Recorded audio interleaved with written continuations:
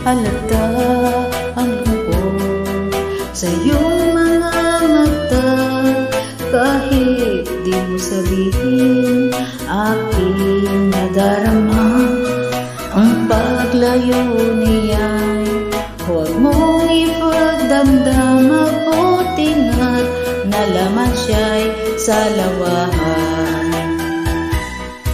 Karamay mo ako kahapon at ngayon, asahan mo bukas ako'y naroroon